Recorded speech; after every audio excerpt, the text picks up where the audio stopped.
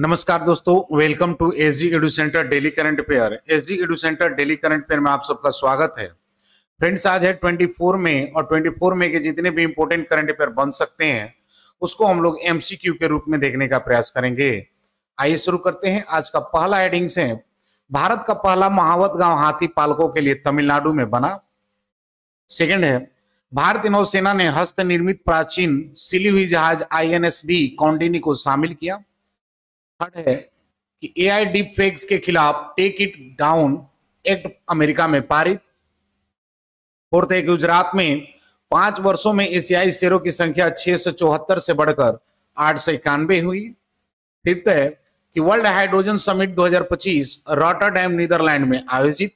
Sixth है कि भारत ने 2025-26 के लिए एशियन प्रोडक्टिविटी ऑर्गेनाइजेशन की अध्यक्षता संभाली। सेवेंथ है कि 78वीं विश्व स्वास्थ्य सभा में महामारी समझौते अपनाया गया। एट्थ है कि भारतीय रेलवे के आधुनिकीकरण के लिए अमृत भारत योजना 2021 में शुरू हुई थी।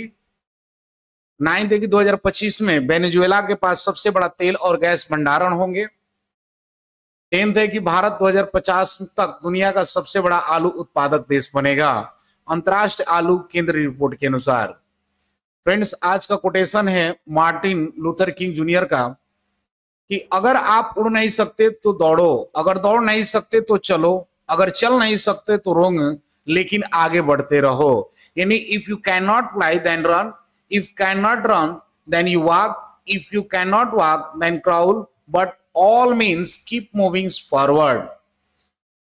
फ्रेंड्स, हम लोग 23 मई के जितने भी इंपॉर्टेंट करंट अफेयर देखे थे उसको शॉर्टली में रिवाइज कर लेते हैं कि हाल ही में जस्टिस कंपैया सोमशेखर को किस राज्य के उच्च न्यायालय का मुख्य न्यायाधीश नियुक्त किया गया है? तो मणिपुर का। हाल ही में किस लैटिन अमेरिका देश ने चीन के belt and road initiative BRI में शामिल होने की घोषणा की है? तो कोलंबिया। इंदिरा सौरगिरी जल विकासम योजना किस राज्य में शुरू की गई है? तो तेलंगाना में। हाल ही में किस भारतीय लेखक को इंटरनेशनल बुकर प्राइज से सम्मानित किया गया? तो बानू मुश्ताक। किस राज्य सरकार ने हाल ही में राहगीर योजना को मंजूरी दी है? तो मध्य प्रदेश ने। 2024 का क्राफर्ड फंड मेडल किसे प्रदान किया गया? तो कदम बोट सिद्दीकी को। CISF की ओर से माउंट एवरेस्ट पर चढ़ाई करने वाली पहली महिला अधिकारी कौन बनी है? तो गीता समोटा। ऑपरेशन घोष सिंह किसके द्वारा शुरू किया गया? तो इंडियन आर्मी और असम पुलिस के द्वारा। हाल ही में golden dome missile defence shield योजना की घोषणा किसने की है? तो USA ने। निम्नलिखित में से किस देश को विश्व स्वास्थ्य संगठन WHO द्वारा ट्रैकोमा उन्मूलन के लिए प्रमाणित किया गया है? तो इंडिया को। फ्रेंड्स, आज का पहला क्वेश्चन है कि भारत का पहला महावत गांव यानी हाथी पालकों के लिए निम्नलिखित में से किस राज्य में बनाया गया? यानी in which of the following state has India first mahout village been build for elephant keepers? Option A Bihar, option B Madhya Pradesh, option C Chhattisgarh और ऑप्शन डी तमिलनाडु। तो इसका सही आंसर फ्रेंड्स कि तमिलनाडु में भारत का पहला महावत गांव यानी हाथी पालकों के लिए बनाया गया है। देख लेते हैं तमिलनाडु को मैप में। तो तमिलनाडु आपका साउथ इंडिया का स्टेट है जिसका कैपिटल आपका चेन्नई है। CM की बात करें तो MK Stalin, governor RN Ravi, Lok Sabha की 39 और राज्यसभा की 18 सीटें हैं। स्टेट लेजिस्लेटिव की बात करें तो बाई कैमरल आपका स्टेट लेजिस्लेटिव है।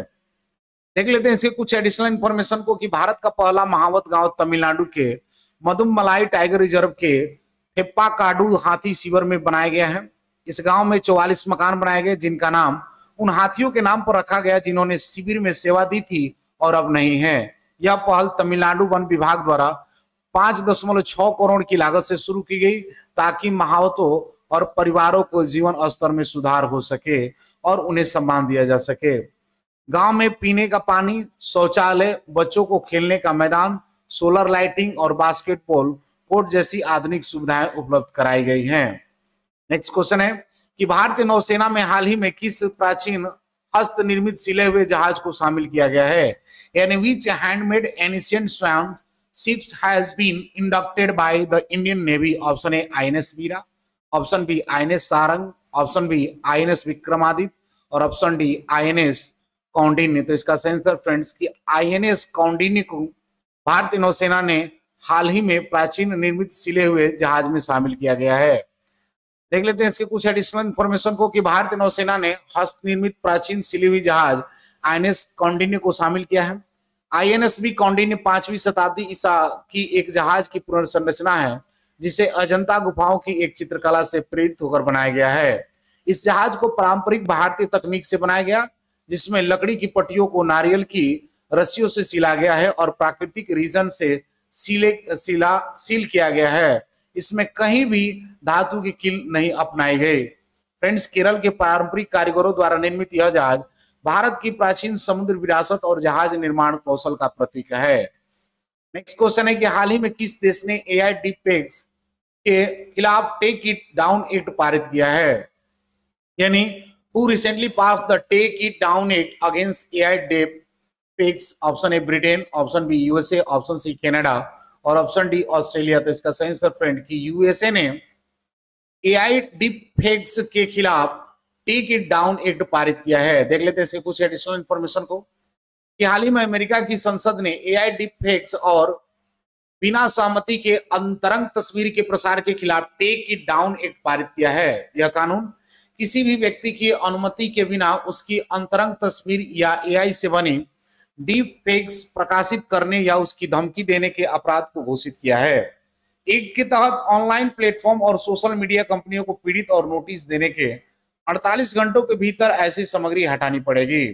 इस कानून को दोनों प्रमुख पार्टियों का समर्थन मिला है और राष्ट्रपति डोनाल्ड ट्रंप ने इसे व्हाइट हाउस में आयोजित समारोह के कानून के रूप में हस्ताक्षरित किया है, जिसमें फर्स्ट लेडी मेलेनिया ट्रंप ने भी सक्रिय भूमिका निभाई है। नेक्स्ट क्वेश्चन है कि हाल ही में एशियाई शेरों की संख्या 5 वर्ष में 674 से बढ़कर 891 कहां हो गई है? यानी where recent has the populations of Asiatic lion increase from 674 to 891 in 5 years? Option A Maharashtra, option B Madhya Pradesh, option C Gujarat और option D none of this. तो इसका सही आंसर फ्रेंड्स कि गुजरात में एशियाई शेरों की संख्या 5 वर्ष में 674 से बढ़कर 891 हो गई है। देख लेते हैं इसके कुछ एडिशनल इंफॉर्मेशन को कि गुजरात में एशियाई शेरों की संख्या 2020 में 674 से बढ़कर 2025 में 891 हो गई, जो 5 वर्षों में 32% की वृद्धि हुई है। यह वृद्धि मई 2025 में हुए 16वें एशियाई शेर जनगणना में दर्ज की गई, जिसमें गुजरात के 11 जिलों में 35,000 वर्ग किलोमीटर क्षेत्र को कवर किया गया है। अब शेर केवल गिर नेशनल पार्क तक सीमित नहीं है, बल्कि उनकी आबादी का बड़ा हिस्सा संरक्षित जंगलों के बाहर भी फैल चुका है। इस वृद्धि का श्रेय सफल संरक्षण प्रयास और बेहतर आवास प्रबंधन और समुदाय की भागीदारी को दिया गया है। अब शेरों की संख्या की आबादी में 196 वयस्क नर हैं, 330 जो है आपकी मादाएं हैं और 140 उपवयस्क और 225 जो है आपके शावक शामिल है, जो मजबूत प्रजनन और उत्तरजीविता को दर्शाती है। नेक्स्ट क्वेश्चन है कि वर्ल्ड हाइड्रोजन समिट 2025 हाल ही में कहां आयोजित की जा रही है? यानी where is the world hydrogen summit 2025 being organised? Option A Switzerland, option B Netherlands, option C New Zealand और ऑप्शन डी साउथ अफ्रीका। तो इसका सही आंसर फ्रेंड्स कि नीदरलैंड में वर्ल्ड हाइड्रोजन समिट 2025 का आयोजन किया जा रहा है। देख लेते हैं इसके कुछ एडिशनल इंफॉर्मेशन को कि वर्ल्ड हाइड्रोजन समिट 2025 का आयोजन रॉटरडैम नीदरलैंड में 20 मई से 25 मई 2025 तक किया जा रहा है। इस शिखर सम्मेलन का स्थल रॉटरडैम हयाय है, जो शहर का एक प्रमुख कन्वेंशन सेंटर है। यह वैश्विक कार्यक्रम डच सरकार, साउथ हॉलैंड प्रांत, रॉटरडैम नगर और रॉटरडैम रिपोर्ट के सहयोग से आयोजित हो रही है। समिट में 15,000 से अधिक 15 उद्योग विशेषज्ञ नीति भाग ले रहे हैं। नीति निर्माता, व्यवसाय भाग ले रहे हैं, जो हाइड्रोजन तकनीक, उद्योग प्रगति और डीकार्बोनाइजेशन लक्ष्यों पर चर्चा करेंगे। नेक्स्ट क्वेश्चन है कि मई 2025 में किस देश ने एशियन प्रोडक्टिविटी ऑर्गेनाइजेशन एपीओ की अध्यक्षता 2025-26 के कार्यकाल के लिए संभाली है? यानी इन May 2025 which country has assumed the presidency of the Asian Productivity Organization APO for the term 2025-26 option A India, option B Japan, option C Indonesia और ऑप्शन डी साउथ कोरिया। तो इसका सही आंसर है फ्रेंड्स कि India जो है Asian productivity organisation APO की अध्यक्षता 2025-26 के कार्यकाल के लिए संभाली है। फ्रेंड्स एपीओ है तो देख लेते हैं एपीओ से संबंधित कुछ महत्वपूर्ण पॉइंट को कि यानी एशिया एपीओ एशियन, इसका फुल फॉर्म होता है एशियन प्रोडक्टिविटी ऑर्गेनाइजेशन, जिसकी स्थापना 1961 में हुआ था, जिसका मुख्यालय जो है जापान के टोक्यो में है। इसकी प्रकृति यानी नेचर की बात करें तो अंतर सरकारी संगठन यानी इंटर गवर्नमेंटल ऑर्गेनाइजेशन है। मुख्य उद्देश्य जो है वो एशिया प्रशांत क्षेत्र में उत्पादकता को बढ़ाना, सतत सामाजिक आर्थिक विकास को प्रोत्साहित करना है। मुख्य उद्देश्य की बात करें तो सदस्य देशों में उत्पादकता में वृद्धि करना, नवाचार यानी इनोवेशन और तकनीक आधारित समाधान को बढ़ावा देना है। हरित उत्पादकता यानी ग्रीन प्रोडक्टिविटी को अपनाना, जिससे विकास पर्यावरण के अनुकूल हो सके। क्षमता निर्माण के लिए प्रशिक्षण, शोध, विशेषज्ञों का आदान प्रदान और राष्ट्रीय उत्पादकता संगठन को सशक्त बनाना है। सदस्य देश वर्तमान में एपीओ के 21 सदस्य देश हैं, जैसे भारत, जापान, वियतनाम, सिंगापुर आदि। ये देश मिलकर उत्पादकता को बढ़ाने के लिए विभिन्न कार्यक्रमों में भाग लेते हैं। मुख्य गतिविधियों की बात करें तो कार्यशालाएं यानी वर्कशॉप, प्रशिक्षण कार्यक्रम और सेमिनार आयोजित करना है। शोध परियोजनाएं और नीति परामर्श को सेवाएं देना। उद्योग, कृषि, सेवा क्षेत्र और सार्वजनिक क्षेत्र में सर्वोत्तम प्रथाओं का प्रचार। उत्पादकता मापने के उपकरणों का विकास है। प्रभाव की बात करें तो एपीओ ने आर्थिक विकास, रोजगार सृजन, गरीबी उन्मूलन में महत्वपूर्ण भूमिका निभाई है। सदस्य देशों को नई तकनीक और बेहतर प्रबंधन प्रथाओं को अपनाने में मदद की है। मुख्य फोकस की बात, क्षेत्र की बात करें तो स्मार्ट मैन्युफैक्चरिंग, सार्वजनिक क्षेत्र की उत्पादकता, हरित उत्पादकता, डिजिटल परिवर्तन, महिला और युवा सशक्तिकरण और समावेशी नवाचार हैं। देख लेते हैं इसके कुछ एडिशनल इंफॉर्मेशन को कि मई 2025 में भारत ने एशियन प्रोडक्टिविटी ऑर्गेनाइजेशन एपीओ की 2025-26 की अध्यक्षता औपचारिक रूप से संभाली है, जो जाकर्ता इंडोनेशिया में आयोजित 76वीं गवर्निंग बॉडी मीटिंग में हुआ था। भारतीय प्रतिनिधिमंडल का नेतृत्व श्री अमरदीप सिंह भाटिया, सचिव डीपीआईआईटी ने किया, जो इस अवधि के लिए एपीओ के चेयरमैन होंगे। भारत की अध्यक्षता का मुख्य फोकस एपीओ विजन 2030 को आगे बढ़ाना, ग्रीन प्रोडक्टिविटी 2.0 फ्रेमवर्क को विस्तार देना और डिजिटल ट्रांसफॉर्मेशन, नवाचार, सतत और उद्यमिता में क्षेत्रीय सहयोग को बढ़ावा देने पर है। एपीओ एक अंतर सरकारी संगठन है जिसमें 21 सदस्य देश और इसका मुख्यालय टोक्यो, जापान में है। नेक्स्ट क्वेश्चन है कि हाल ही में 78वें विश्व स्वास्थ्य महासभा WHO सत्र में कौन सा समझौता अपनाया गया है? यानी which agreement was recently adopted in the 78 sessions of the World Health Assembly? Option A pandemic agreement, option B endemic species agreement, option C agriculture insurance agreement और option D World Health Agreement. तो इसका सही answer friends की pandemic agreement को जो है यानी महामारी समझौता को 78वें विश्व स्वास्थ्य महासभा सत्र में समझौते को अपनाया गया है।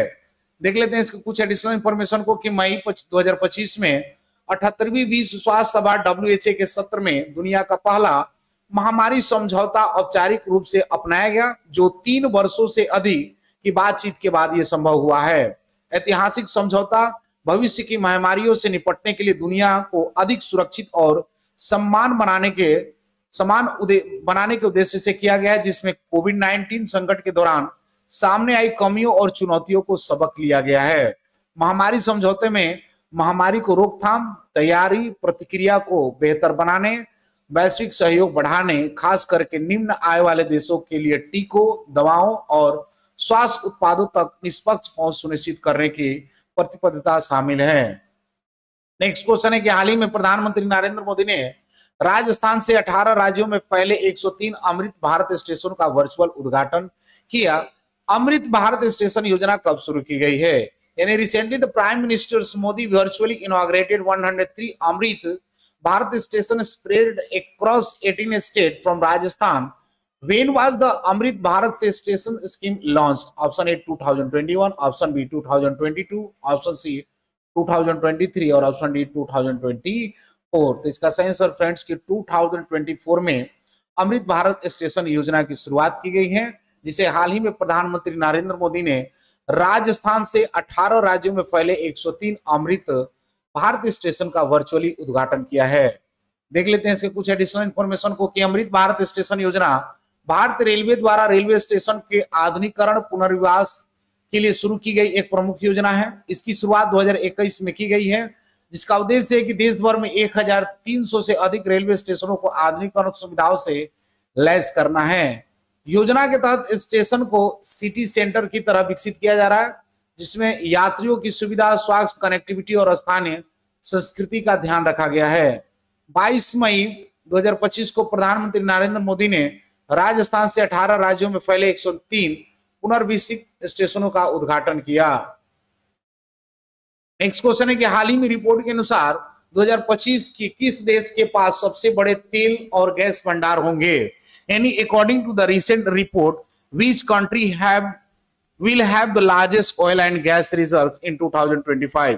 Which country has the largest oil and gas reserve? Option A Iran, option B Venezuela, option C Saudi Arabia और option D none of this. तो इसका सही आंसर है फ्रेंड्स कि वेनेजुएला जो है 2025 की रिपोर्ट के अनुसार देश का सबसे बड़ा तेल और गैस भंडार होगा। देख लेते हैं इसके कुछ एडिशनल वेनेजुएला को मैप में। तो वेनेजुएला जो है आपका यूरोप लैटिन अमेरिका का एक कंट्री है जिसका कैपिटल कैराकस। प्रेसिडेंट की बात करें तो निकोलस मादुराई है और करेंसी की बात करें तो फ्रेंड्स करेंसी जो है आपका वेनेजुएला बोलीवियर से, सॉरी यहाँ पर बोलीवर है आपका करेंसी। देख लेते हैं इसके कुछ एडिशनल इंफॉर्मेशन को कि हाल ही की रिपोर्ट के अनुसार वेनेजुएला के पास 2025 में दुनिया के सबसे बड़े तेल और गैस भंडार है।